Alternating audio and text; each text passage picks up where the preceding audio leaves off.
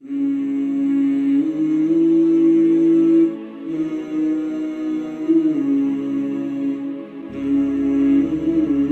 the first time from Greece, we welcome our dear brother Muhammad Bilal.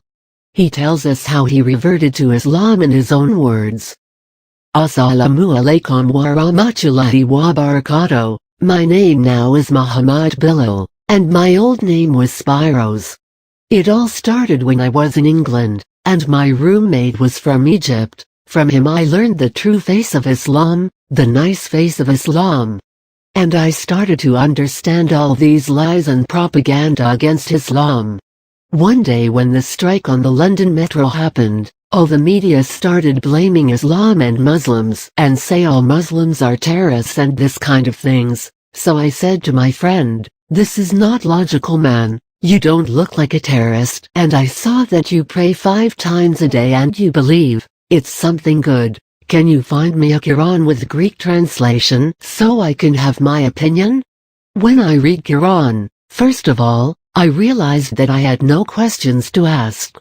Then I thought of doing this. I started reading from the Bible and from Quran and compared between them. Then I chose to do this. I wrote 10 questions and went to a priest whom could not provide me with one logical answer. Then, I went to an imam and asked him to answer these questions, which he did while showing them from Quran.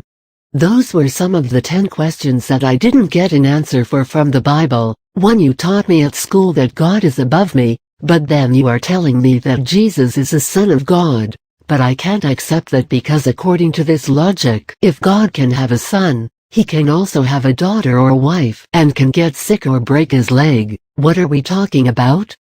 God or human? 2. You taught me about the life of Jesus from the time he was born till he was 30, then when he became 33, where did those 3 years go? Why don't you teach us about them? 3. How did Jesus pray when he was alive?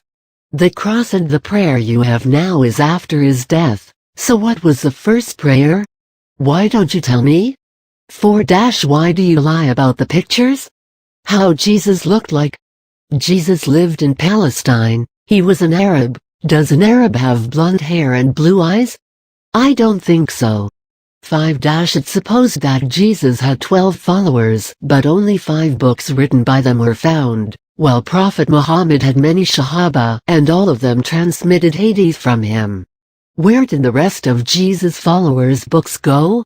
For me, it's more logical that if I get in trouble I say, "God help me, God forgive me."